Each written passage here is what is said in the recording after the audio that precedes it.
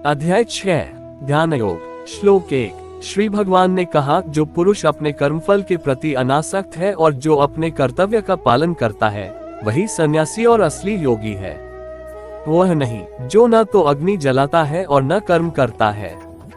तात्पर्य। इस अध्याय में भगवान बताते हैं कि अष्टांग योग पद्धति मन तथा इंद्रियों को वश में करने का साधन है, किंतु इस कलियुग में सामान्य जनता के लिए इसे संपन्न कर पाना अत्यंत कठिन है।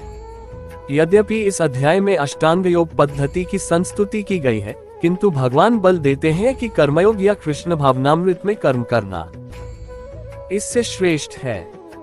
इस संसार में प्रत्येक मनुष्य अपने परिवार के पालनार्थ तथा अपनी सामग्री के रक्षार्थ कर्म करता है, किंतु कोई भी मनुष्य बिना किसी स्वार्थ, किसी व्यक्तिगत तृप्ति के, चाहे वह तृप्ति आत्म केंद्रित हो या व्यापक, कर्म नहीं करता।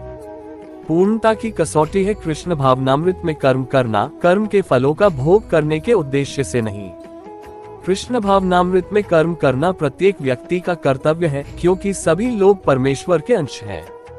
शरीर के अंग पूरे शरीर के लिए कार्य करते हैं। शरीर के अंग अपनी तुष्टि के लिए नहीं, अपितु पूरे शरीर की तुष्टि के लिए कार्य करते हैं। इसी प्रकार जो जीव अपनी तुष्टि के लिए नहीं, अपितु परब्रह्म की तुष्टि के लिए कार्य करता है, वही पूर्ण सन्यासी या पूर्ण योगी है।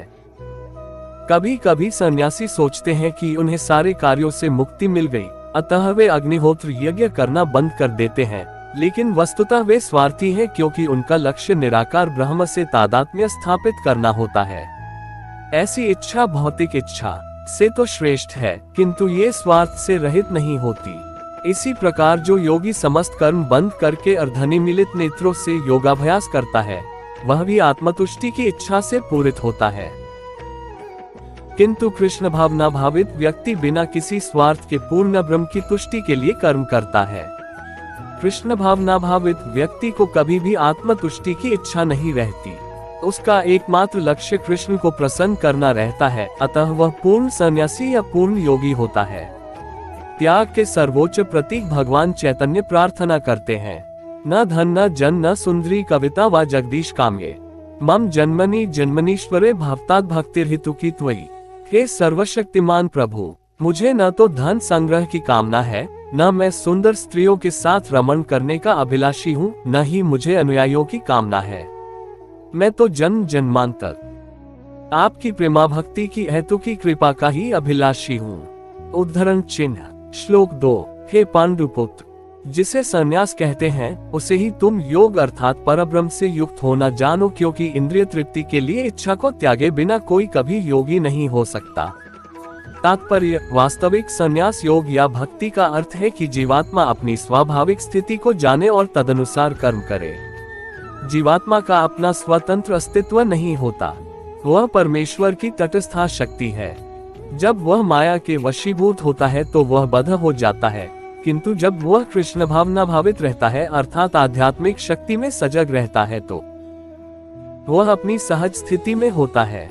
इस प्रकार जब मनुष्य पूर्ण ज्ञान में होता है तो वह समस्त इंद्रिय तृप्ति को त्याग देता है, अर्थात समस्त इंद्रिय तृप्ति के कार्यकलापों का परित्याग कर देता है। इसका अभ्यास योगी करते हैं जो इंद्रियों को भौतिक आसक्ति से रोकते हैं। किंतु कृष्ण भावना भावित व्यक्ति को तो ऐसी किसी भी वस्तु में अपनी इंद्रिय लगाने का अवसर ही नहीं मिलता जो कृष्ण के निमित्त न हो। फलतः कृष्ण भावना भावित व्यक्ति सन्यासी तथा योगी साथ साथ होता है। ज्ञान तथा इंद्रिय निग्रह योग के ये दोनों प्रयोजन कृष्ण भावनामृत द्वारा स्वतः पूरे हो जाते हैं। यदि मनुष्य स्वार्थ का त्याग नहीं कर पाता तो ज्ञान तथा योग व्यर्थ रहते हैं। जीवात्मा का मुख्य ध्येय तो समस्त प्रकार की आत्म तृप्ति को त्याग कर परमेश्वर की तुष्टि करने के लिए तैयार रहना है। कृष्ण भावना भावित व्यक्ति में किसी प्रकार की आत्म तृप्ति की इच्छा नहीं रहती, वह सदैव परमेश्वर की प्रसन्नता में लगा रहता है। अतः जिसे परमेश्वर के विषय में कुछ भी पता नहीं होता वही स्वार्थ पूर्ति में लगा रहता है, क्योंकि कोई कभी निष्क्रिय नहीं रह सकता। कृष्ण भावनामृत का अभ्यास करने से सारे कार्य सुचारू रूप से संपन्न हो जाते हैं। श्लोक 3। अष्टांग योग के नवसाधक के लिए कर्म साधन कहलाता है और योग सिद्ध पुरुष के लिए समस्त भौतिक कार्यकलापों का परित्याग ही साधन कहा जाता है। तात्पर्य परमेश्वर से युक्त होने की विधि योग कहलाती है। इसकी तुलना उस सीढ़ी से की जा सकती है जिससे सर्वोच्च आध्यात्मिक सिद्धि प्राप्त की जाती है। ये सीढ़ी जीव की अधम अवस्था से प्रारंभ होकर आध्यात्मिक जीवन के पूर्ण आत्म साक्षात्कार तक जाती है।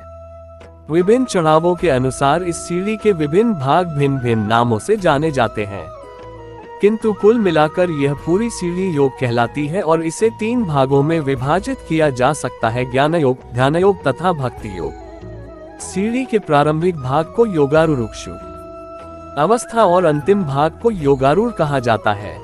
जहां तक अष्टांग योग का संबंध है, विभिन्न नियमों तथा आसनों, जो प्रायः शारीरिक मुद्राएं ही हैं, के द्वारा ध्यान में प्रविष्ट होने के लिए आरंभिक प्रयासों को सकौम कर्म माना जाता है। ऐसे कर्मों से पूर्ण मानसिक संतुलन प्राप्त होता है, जिससे इंद्रियां वश में होती हैं। जब मनुष्य पूर्ण ध्यान में सिद्धहस्त हो जाता है तो विचलित करने वाले समस्त मानसिक कार्य बंद हुए माने जाते हैं। किंतु कृष्ण भावना भावित व्यक्ति प्रारंभ से ही ध्यानावस्थित रहता है, क्योंकि वह निरंतर कृष्ण का चिंतन करता है। इस प्रकार कृष्ण की सेवा में सतत व्यस्त रहने के कारण उसके सारे भौतिक कार्यकलाप बंद हुए माने जाते हैं। श्लोक 4। जब कोई पुरुष समस्त भौतिक इच्छाओं का त्याग करके न तो इंद्रिय तृप्ति के लिए कार्य करता है और न सकाम कर्मों में प्रवृत्त होता है तो वह योगारूढ़ कहलाता है। तात्पर्य, जब मनुष्य भगवान की दिव्य प्रेमा भक्ति में पूरी तरह लगा रहता है तो वह अपने आप में प्रसन्न रहता है और इस तरह वह इंद्रिय तृप्ति या सकाम कर्म में प्रवृत्त नहीं होता। अन्यथा इंद्रिय तृप्ति में लगना ही पड़ता है, क्योंकि कर्म किए बिना कोई रह नहीं सकता। बिना कृष्ण भावनामृत के मनुष्य सदैव स्वार्थ में तत्पर रहता है, किंतु कृष्ण भावना भावित व्यक्ति कृष्ण की प्रसन्नता के लिए ही सब कुछ करता है। फलतः वह इंद्रिय तृप्ति से पूरी तरह विरक्त रहता है।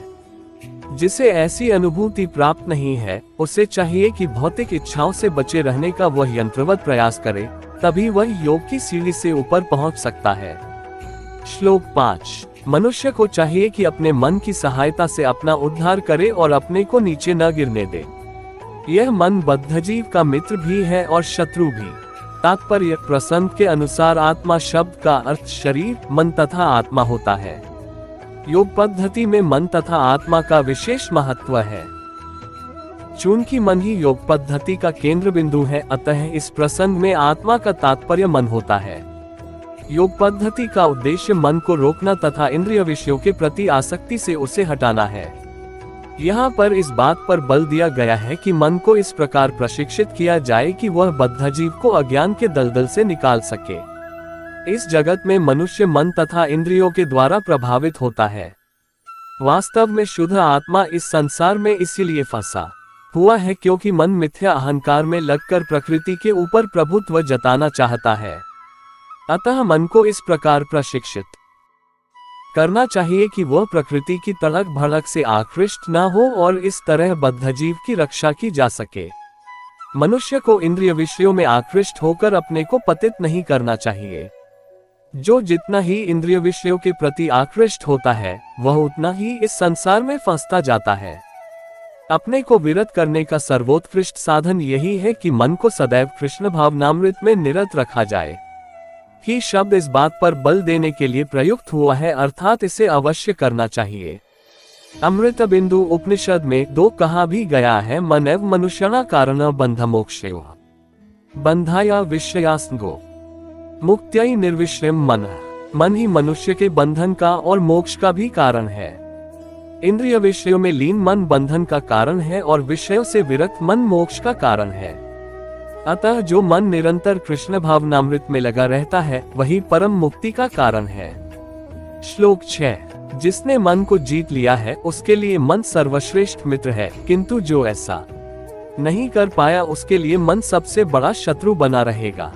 तात्पर्य, अष्टांग योग के अभ्यास का प्रयोजन मन को वश में करना है, जिससे मानवीय लक्ष्य प्राप्त करने में वह मित्र बना रहे। मन को वश में किए बिना योगाभ्यास करना मात्र समय को नष्ट करना है। जो अपने मन को वश में नहीं कर सकता, वह सतत अपने परम शत्रु के साथ निवास करता है और इस तरह उसका जीवन तथा लक्ष्य दोनों ही नष्ट हो जाते हैं। जीव की स्वाभाविक स्थिति यह है कि वह अपने स्वामी की आज्ञा का पालन करे। अतः जब तक मन अविजित शत्रु बना रहता है तब तक मनुष्य को काम, क्रोध, लोभ, मोह आदि की आज्ञाओं का पालन करना होता है। किंतु जब मन पर विजय प्राप्त हो जाती है तो मनुष्य इच्छानुसार उस भगवान की आज्ञा का पालन करता है, जो सबों के हृदय में परमात्मा स्वरूप स्थित है। वास्तविक योगाभ्यास हृदय के भीतर परमात्मा से भेंट करना तथा उनकी आज्ञा का पालन करना है। जो व्यक्ति साक्षात कृष्ण भावनामृत स्वीकार करता है वह भगवान की आज्ञा के प्रति स्वतः समर्पित हो जाता है। श्लोक 7। जिसने मन को जीत लिया है उसने पहले ही परमात्मा को प्राप्त कर लिया है, क्योंकि उसने शांति प्राप्त कर ली है। ऐसे पुरुष के लिए सुख दुख, सर्दी गर्मी एवं मान अपमान एक से हैं। तात्पर्य, वस्तुतः प्रत्येक जीव उस भगवान की आज्ञा का पालन करने के निमित्त आया है, जो जन जन के हृदयों में परमात्मा रूप में स्थित है। जब मन बहिरंगा माया द्वारा विपथ कर दिया जाता है तब मनुष्य भौतिक कार्यकलापों में उलझ जाता है। अतः ज्यों ही मन किसी योग पद्धति द्वारा वश में आ जाता है त्यों ही मनुष्य को लक्ष्य पर पहुंचा हुआ मान लिया जाना चाहिए। मनुष्य को भगवद आज्ञा का पालन करना चाहिए। जब मनुष्य का मन परा प्रकृति में स्थिर हो जाता है तो जीवात्मा के समक्ष भगवद आज्ञा पालन करने के अतिरिक्त कोई विकल्प नहीं रह जाता। मन को किसी न किसी उच्च आदेश को मानकर उसका पालन करना होता है। मन को वश में करने से स्वतः ही परमात्मा के आदेश का पालन होता है। चूंकि कृष्ण भावना भावित होते ही ये दिव्य स्थिति प्राप्त हो जाती है, अतः भगवत भक्त संसार के द्वंद्वों यथा सुख दुख, सर्दी गर्मी आदि से अप्रभावित रहता है। यह अवस्था व्यवहारिक समाधि या परमात्मा में तल्लीनता है। श्लोक 8। वह व्यक्ति आत्म साक्षात्कार को प्राप्त तथा योगी कहलाता है, जो अपने अर्जित ज्ञान तथा अनुभूति से पूर्णतया संतुष्ट रहता है। ऐसा व्यक्ति अध्यात्म को प्राप्त तथा जितेंद्रिय कहलाता है। वह सभी वस्तुओं को, चाहे वे कंकड़ हो, पत्थर हो या कि सोना, एक समान देखता है। तात्पर्य, परम सत्य की अनुभूति के बिना कोरा ज्ञान व्यर्थ होता है। भक्तिरसामृत सिंधु में 1.2.234 कहा गया है। अतः श्री कृष्ण नामादि न भावेद ग्राह्यमिंद्रियैः सेवोन्मुखे ही जिनादो स्वयमेव स्फुरत्यदः। कोई भी व्यक्ति अपनी दूषित इंद्रियों के द्वारा श्री कृष्ण के नाम, रूप, गुण तथा उनकी लीलाओं की दिव्य प्रकृति को नहीं समझ सकता। भगवान की दिव्य सेवा से पूरित होने पर ही कोई उनके दिव्य नाम, रूप, गुण तथा लीलाओं को समझ सकता है। उद्धरण चिन्ह। ये भगवद गीता कृष्ण भावनामृत का विज्ञान है। मात्र संसारी विद्वत्ता से कोई कृष्ण भावना भावित नहीं हो सकता। उसे विशुद्ध चेतना वाले व्यक्ति का सान्निध्य प्राप्त होने का सौभाग्य मिलना चाहिए।